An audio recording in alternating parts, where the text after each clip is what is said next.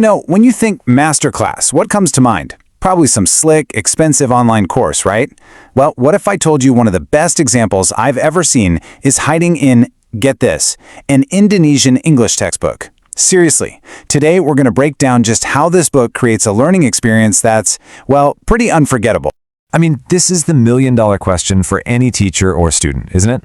How do you make learning feel like a real discovery and not just another chore? How do you get past all the tedious drills and actually find the joy in it? Well, this textbook we're looking at, it has a fascinating answer. And here it is. I know, at first glance, it probably looks like any other textbook.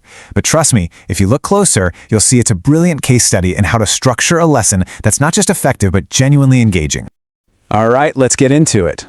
Part 1, English Lessons Through POP. Yep, you heard that right. This is where the magic really starts.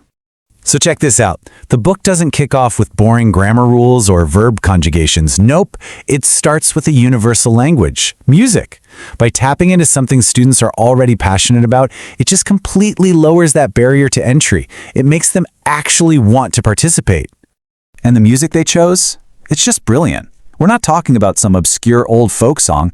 They're using Be Brave by Agnes Mo. She's a massive star in Indonesia. And How Far I'll Go from Disney's Moana. These songs are super relevant, they're popular, they're emotional. Basically, they're the perfect ingredients for a language lesson. The book even drives this point home with this fantastic quote from Hoda Kotb. A good song is like a good story. See what they did there? They're framing the whole exercise not as work, but as an exploration of art and storytelling. It's just such a smart way to set the stage. But it's not just about kicking back and listening to tunes. Oh no. The students have a clear mission. They listen to the song, figure out what it means, really analyze the message in the lyrics, and then, this is the key part, they translate it all into their own language, Bahasa Indonesia. Just like that, entertainment becomes a really powerful comprehension exercise. Okay, so now we get to part 2, and this is where things get really clever. The lesson takes this amazing turn, building a bridge from the creative, artsy world of song lyrics straight into the practical world of logic. And this pivot is absolutely crucial. At this point, the students are totally hooked, right? They're emotionally invested. And now, while the book has their full attention, it slides in a completely different, more analytical skill. It's a fantastic way to build a much deeper, well-rounded understanding of the language. So how do they do it? They introduce this idea called a procedure text. The book's own definition is pretty straightforward.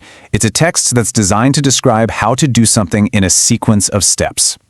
Think of a recipe or an instruction manual, any how-to guide, really. It's the language of just getting stuff done. And the framework they give is so simple, it's beautiful. Every procedure text has just 3 core parts. 1, the goal, what are you trying to do? 2, the materials, what do you need to do it?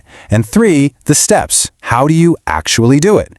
It's a super logical structure that any student can easily grasp and start using right away. All right, moving on to part 3, this is where we see it all come together. The textbook connects all the dots and gets the students to take this new structural knowledge and apply it to real-world scenarios. This is where the learning becomes truly tangible. So yeah, they don't just leave you hanging with the theory. Right away it's like, okay, now you try it. They have to use that procedure text framework to understand and describe tasks they might actually encounter in their daily lives. And the examples they use are just perfect. One is how to use online transportation. How relevant is that? The other is how to make a simple pudding, a classic recipe. So the students have to dig into these real-world texts and find the goal, the materials, and the steps. It's a great way to prove they've actually got it. But make no mistake, this isn't all fun and games. There's real rigor here. This learning is seriously assessed. The textbook has these detailed scoring systems that go all the way up to 100 points, making sure that progress is actually being measured in value. Here, take a look at a simplified version of their scoring rubric. You can see how they weighed different skills. That translation task we talked about, the one with the song, that's worth a whopping 50 points. Then you have things like dialogue practice and comprehension getting scored too. It's a really clear system that shows you, yeah, this creative method is backed by serious academics. Okay, so let's wrap this all up. Because when you piece everything together, what you're looking at is, honestly, a true masterclass in how to teach. Here's the winning formula, broken down into 3 simple steps. First, you engage the student with something they already love, like pop music and culture. Second, you introduce a clear, logical structure, like the procedure text. And finally, you have them apply that structure to practical, real-world situations. And that's the secret sauce right there. It's a complete learning loop. It goes from an emotional connection to a logical framework to a practical application. It's a method that really respects both the heart and the mind of the student, which is just so powerful. And that brings us to the big takeaway. Look, this isn't just a cool way to teach English in Indonesia.